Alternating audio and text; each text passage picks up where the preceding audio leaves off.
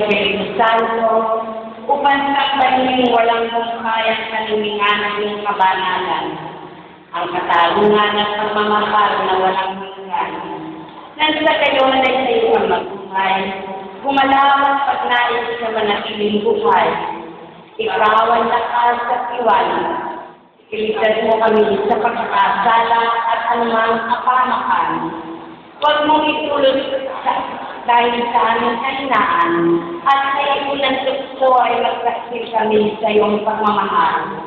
Pagkos sa ito ng laging aming isisakristo sa mga pinahihigwating sa amin upang matamo ang kaligayahang panangunan. Amen. Espiritu alam ng kalinungan. Mauna ka sa lahat ng aming gawain. Espiritu alam ng kamunawa. Ipaliwanag mo ang kalooban ng Diyos sa mga pangyayari sa araw-araw. Espiritu alam ng karunungan. Akayin mo kami sa pagsuslat ng kaalaman at dadala sa kalwalhatiang walang hanggan. Espiritu alam ng pagpapayo.